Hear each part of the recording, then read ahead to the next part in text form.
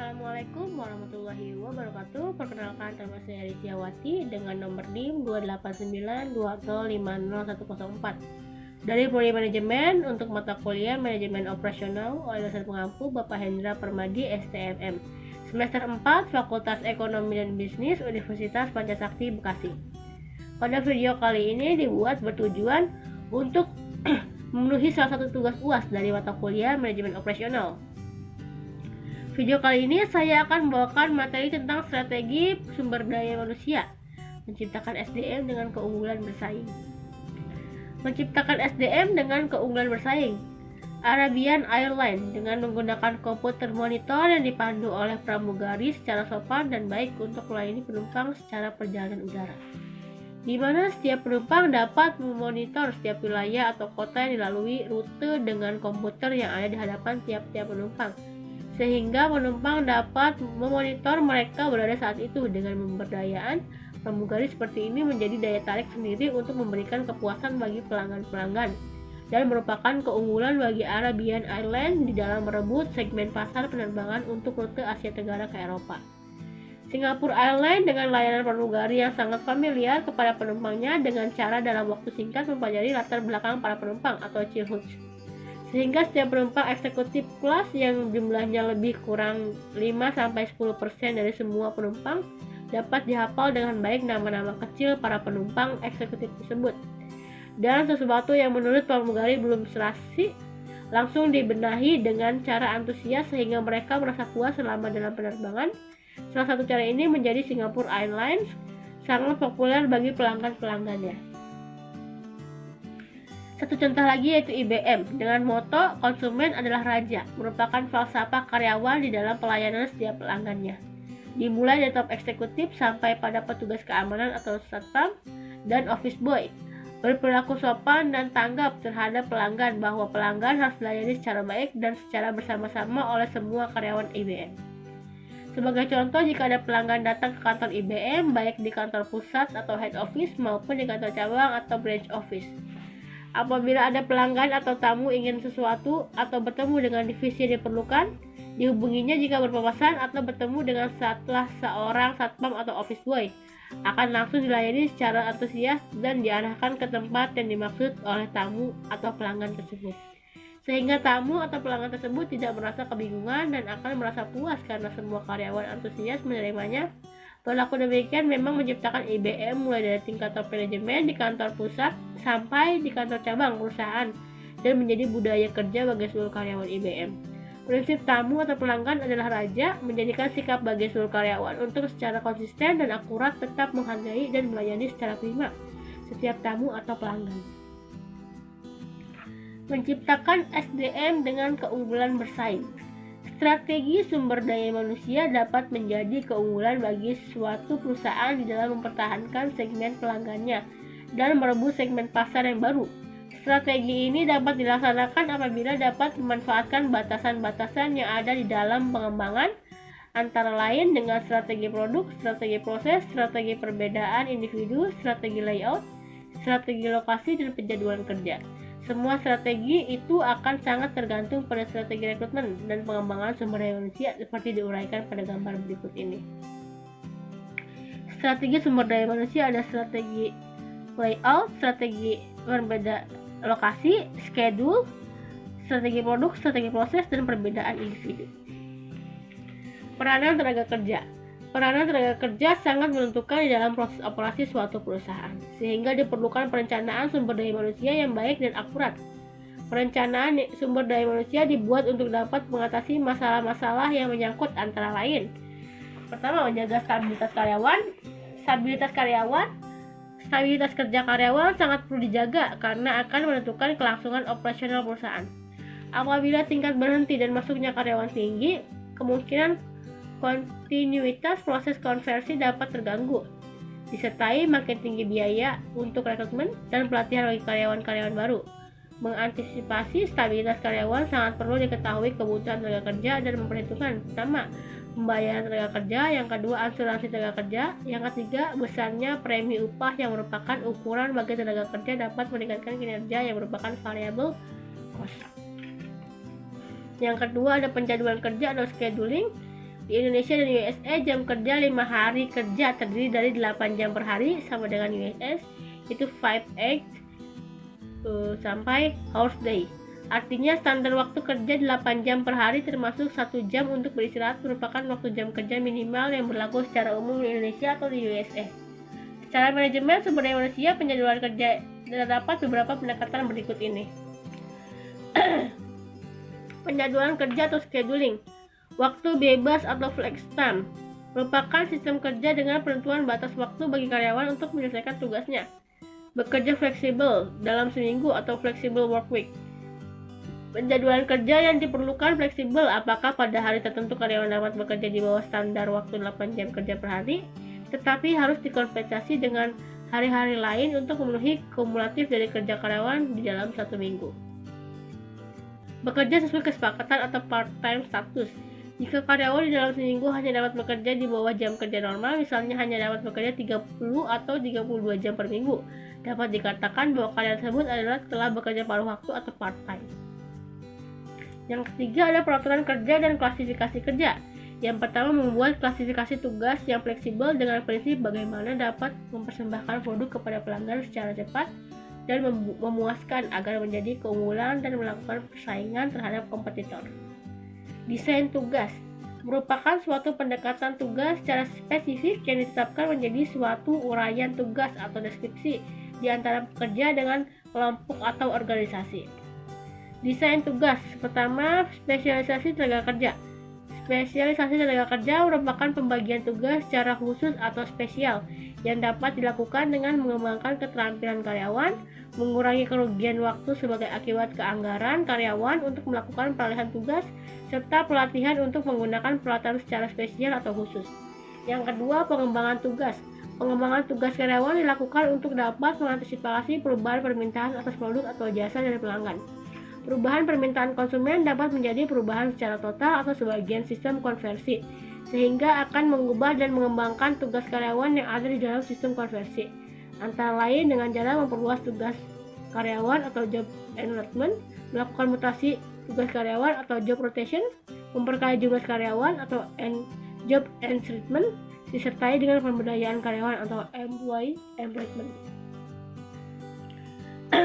Memperluas tugas atau job enlargement merupakan penambahan jenis tugas yang bertujuan selain mengurangi sifat tugas yang monoton sehingga karyawan menjadi jenuh. Tujuan lainnya untuk menambahkan keterampilan karyawan atau dexterity. Perputaran tugas atau job rotation merupakan sistem pengembangan karyawan dengan melakukan mutasi atau rotasi tugas sehingga setiap tugas yang ada dalam kelompok kerja dapat dikuasai. Apabila sesuatu waktu kemudian di hari ada promosi bagi karyawan tersebut, tidak akan ragu-ragu untuk mengatasi persoalan yang dihadapinya.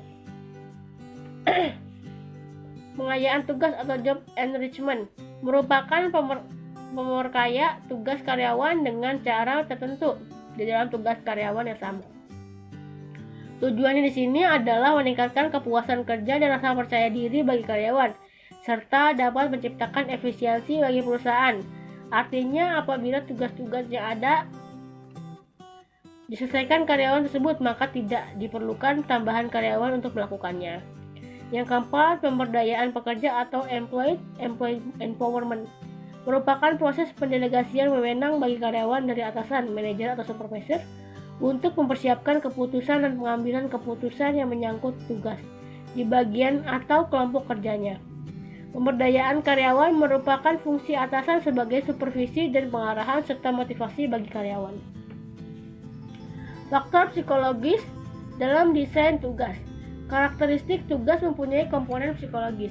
Yang pertama, kemampuan bervariasi atau skill variety, sehingga pekerja harus disesuaikan dengan karakter, kemampuan, dan bakat karyawan. Yang kedua, pengenalan tugas atau job identity. Yang ketiga, signifikasi tugas atau job signification. Yang keempat, memberikan kebebasan dalam kreasi tugas atau otonomi. Yang kelima, umpan balik atau feedback, dan evaluasi performa secara periodik untuk mengetahui kemajuan dan kinerja karyawan baik untuk kepentingan karyawan maupun untuk kepentingan organisasi. Kepercayaan diri dari dalam kelompok kerja. Kepercayaan diri di dalam kelompok kerja, self-direct teams, merupakan proses pemberdayaan karyawan untuk dapat bekerja sama di dalam kelompok. dalam kesatuan target. Hubungannya antara spesialisasi perluasan tugas, pengayaan tugas, dan pemberdayaan karyawan serta percaya diri karyawan dalam kelompok diuraikan pada gambaran berikut. Pengembangan tugas atau expansion, percayaan diri kelompok. Spesial tugas, perluasan tugas, pengayaan tugas, pemberdayaan karyawan, maka percaya diri dalam kelompok. Meningkatnya kontribusi bagi organisasi akibat rasa percaya diri karyawan tinggi dan rasa tanggung jawab karyawan makin kuat. Bonus atau reward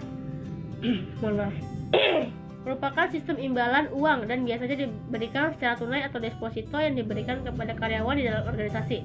Pembagian laba atau profit sharing merupakan sistem yang mengatur bagian dari laba perusahaan yang dibagikan kepada karyawan. Biasanya dikaitkan dengan pencapaian target yang ditetapkan organisasi. Pembagian keuntungan atau gain sharing dapat sebagai pemberian keuntungan sesudah dilakukan laporan tahunan perusahaan, di mana karyawan diberi bagian dari keuntungan di samping keuntungan bagi pemilik saham atau owners.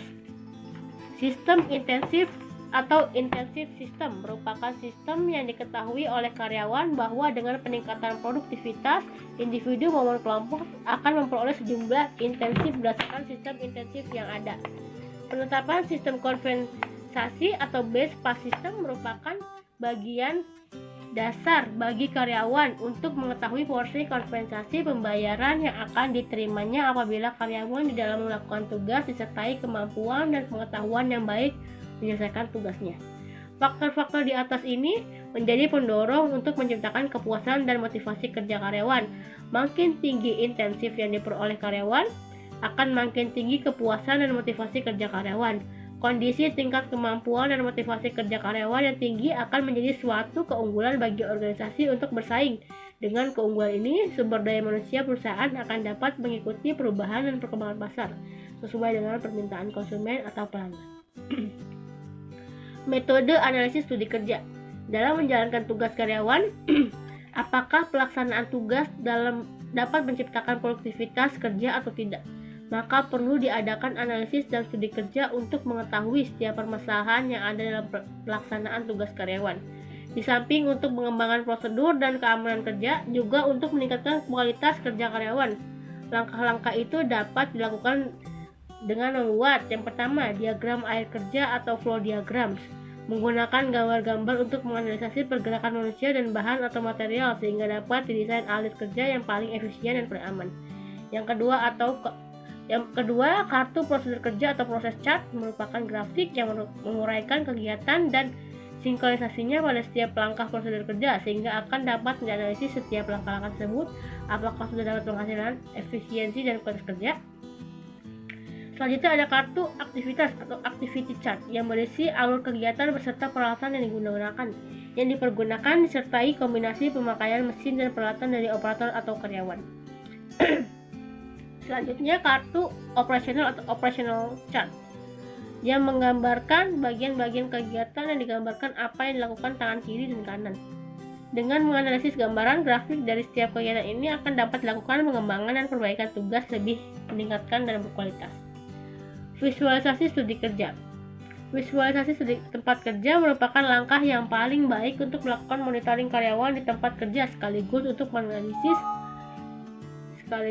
menganalisis situasi di tempat kerja apakah sudah memadai atau masih dapat lebih ditingkatkan. Tujuannya untuk meningkatkan komunikasi antar karyawan atau karyawan dengan atasannya dan karyawan dengan peralatan yang ada. Visualisasi di tempat kerja dilakukan umpamanya di dalam penggunaan peralatan operasional, gambaran tingkat persediaan, gambaran check time atau menyelesaikan suatu pekerjaan, gambaran informasi kebutuhan persediaan setiap hari, gambar monitor peralatan dan mesin yang memerlukan bantuan karyawan, serta gambar prosedur kerja operasional yang spesifik di tempat kerja. Standar tenaga kerja atau labor standar. Standar tenaga kerja digunakan untuk tujuan pertama mengevaluasi pelaksanaan tugas dalam kerjaan karyawan serta memanfaatkan fasilitas operasional. Yang kedua, untuk membuat forecasting, perencanaan, dan pengawasan. Kedua tujuan standar tenaga kerja tersebut merupakan dasar untuk membuat keputusan operasional. Di sini ada evaluasi perencanaan dan dua forecasting perencanaan dan selanjutnya yaitu pengukuran kerja atau work measurement. Pengukuran kerja merupakan penentuan tingkat dan kuantitas karyawan yang langsung terlibat di dalam sistem konversi. Pertama-tama ditentukan standar waktu kerja karyawan berdasarkan data kemampuan rata-rata kerja karyawan yang pada umumnya dilakukan dengan cara mengadakan sampel pengamatan. Sampel tersebut terdiri dari sejumlah karyawan dengan diukur dari hasil pengukuran itu diperoleh rata-rata kemampuan kerja karyawan. Menetapkan standar waktu karyawan atau labor standar dapat dilakukan melalui teknik pengukuran kerja dengan beberapa macam pendekatan. Yang pertama, pendekatan dengan mengabaikan formalitas. Pada usaha jasa, pada umumnya bersingkat pada karya. Standar karyawan diukur dengan teknik ini, dengan demikian gaji atau upah tidak didasarkan atas efektivitas kerja. Yang kedua, peningkatan data historis. Teknik ini menganggap bahwa apa yang sudah dilaksanakan adalah normal, jadi standar karyawan ini ditetapkan atas dasar data pelaksanaan yang sudah dilakukan. Yang kedua, selanjutnya yaitu pendekatan sampel kerja. Teknik ini dapat menggunakan metode TIPET yang diperkenalkan tahun 1934, di mana Morrow merupakan orang pertama yang menggunakan metode ini di Inggris dan menyebutnya rasio penundaan sejak 1952. Metode tersebut berkembang pesat khususnya di Amerika dan negara-negara industri maju yang ada sekarang. Dasar-dasar teknik ini menggunakan metode statistik dalam menentukan proporsi dan besaran sampel. Langkah penggunaan teknik ini adalah: pertama, menentukan kegiatan yang bisa digolongkan sebagai kegiatan bekerja dan tidak bekerja terhadap objek studi, karyawan, mesin, atau kedua-duanya. Yang kedua, menentukan lama waktu pengamatan terhadap suatu unsur objek studi, umumnya yang tergolong kepada kegiatan bekerja. Yang ketiga, menghitung proporsi satu unsur objek studi tersebut terhadap jumlah pengamatan dengan formula P sama dengan X per N, di mana X sama dengan jumlah kegiatan yang tergolong bekerja, N adalah jumlah pengamatan. Ya teman-teman, itulah materi dari saya. Saya Rizdiawati, izin pamit undur diri, kurang lebihnya mohon maaf. Wassalamualaikum warahmatullahi wabarakatuh.